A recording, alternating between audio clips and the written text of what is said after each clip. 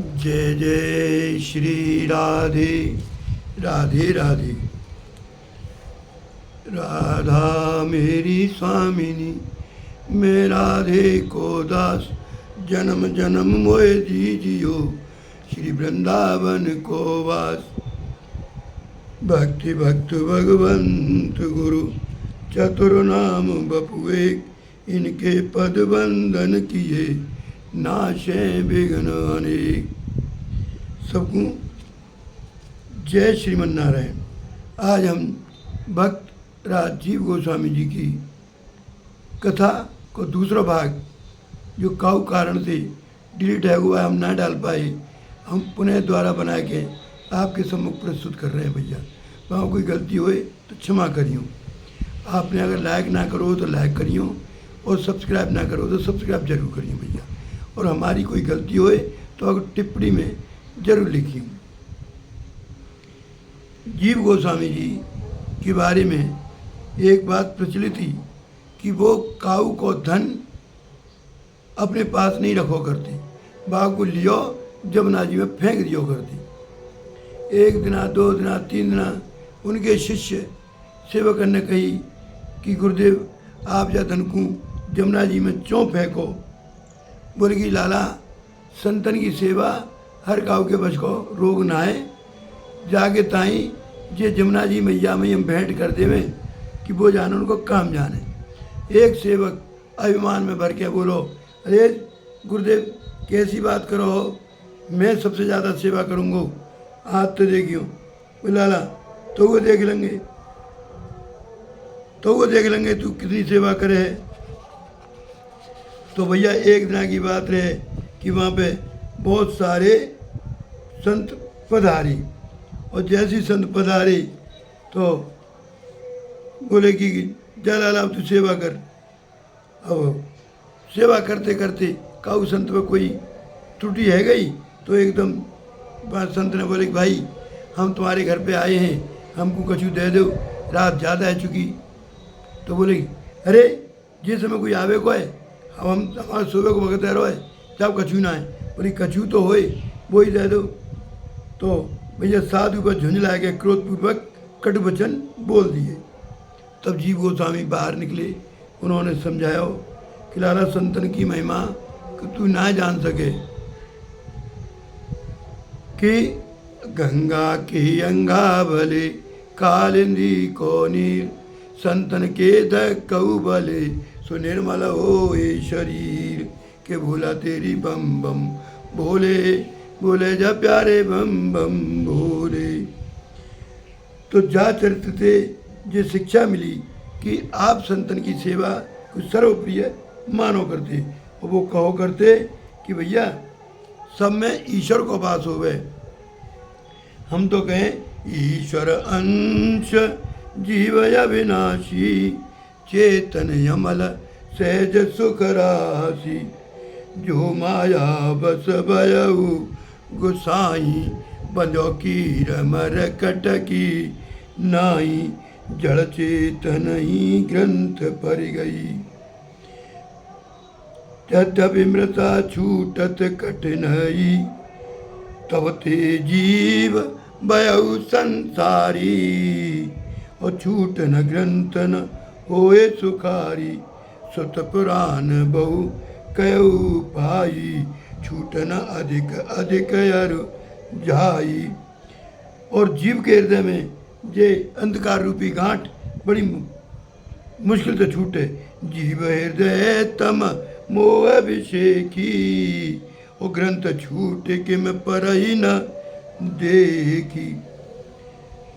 जीव की जा ग्रंथि हृदय ग्रंथ को सुलझावे को प्रयत्न को साधन निरूपण कियो गयो है।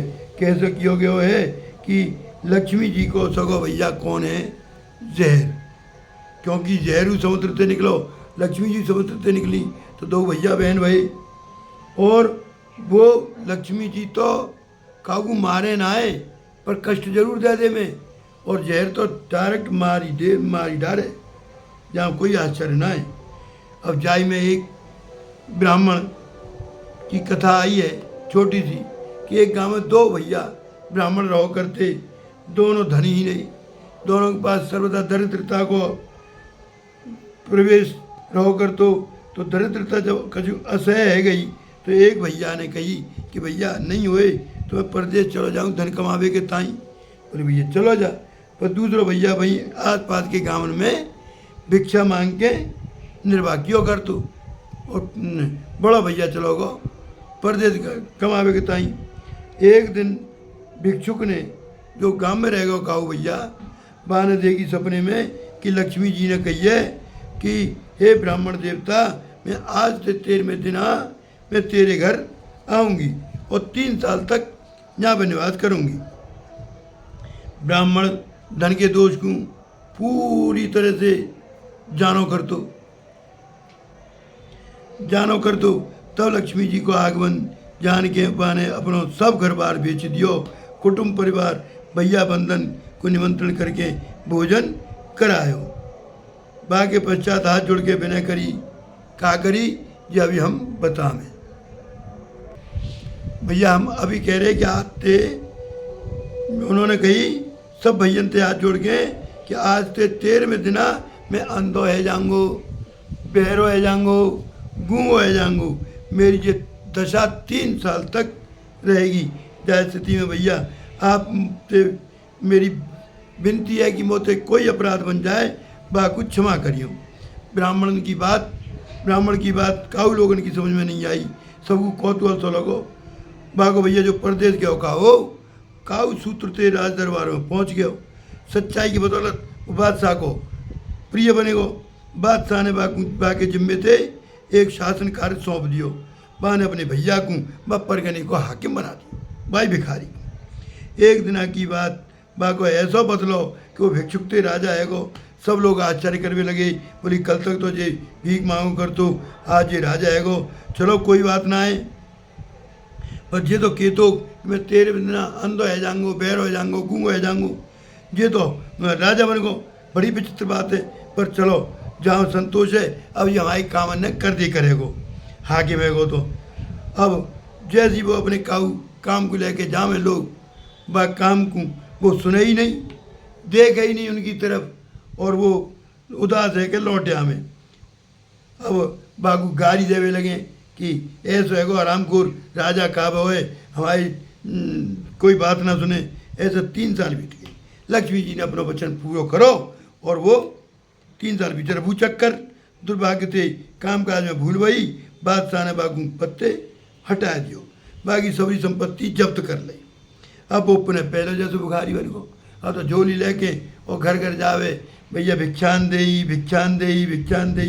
अब तो जाके घर पे जावे वही बागू गारी देवे दायरी को यहाँ पे आए मरोए कल तक राजा हमारी बात नहीं सुने कर तो अब हमारे पास भिक्षा ले आए भाग जाती। अब अभद्र व्यवहार करे तो माने कि भैया तुम वो अभद्र व्यवहार क्यों कर रहे हो।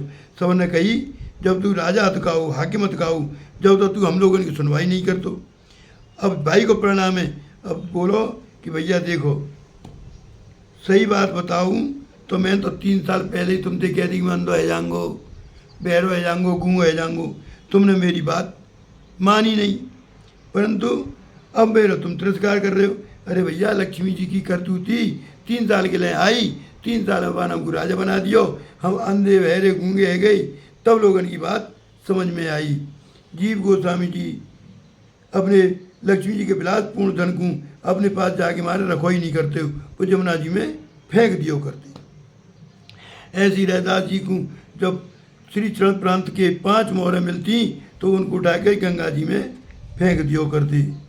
तो भैया जाके बारे में ये बात सत्य है कि लक्ष्मी जी के पीछे पड़ोगे तो तुम ठोकर खा के गिर पड़ोगे, और लक्ष्मी जी को भगवान विष्णु के चरण में समर्पित कर दोगे तो आनंद ही आनंद रहेगो। क्यों? क्योंकि जहाँ साफ साफ बात कहिए रुचिले सुच सेवक करे सेवक कहिए सोई, और नावादास जी कहे गाऊँ राम कृष्ण पे न जाऊँ न पाऊँ भक्ति भाव को।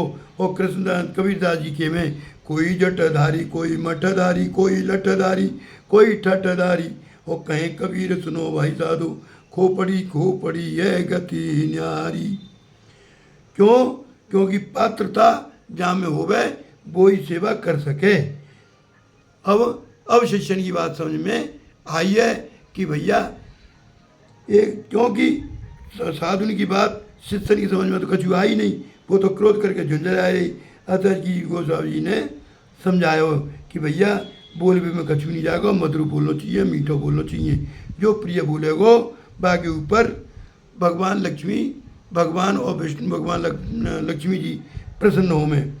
ये सब कुछ सीखते के यदि बोलना है तो मीठा बोलो, कम बोलो, धैर्य बोलो, सोच के बोलो, तब आगे बढ़ो। जय जय श्री राधे। अब प्रिय बोलवे पे आगे की कथा हम तीसरे भाग में सुनाएंगे कि अकबर बीरबल ने कैसे आपस में बहस भई और बीरबल ने कैसे कही कि भैया प्रिय बोलवो ही सबसे बड़ा सम्मानजनक है। ये आगे की कथा में आपको सुनने के ताई मिलेगो। जय जय श्री राधे श्याम। भैया आज की कथा को हम यहीं विराम देवें। तीसरे भाग में हम आपको पुनः मिलेंगे। जय श्रीमन नारायण। हरि शरणम।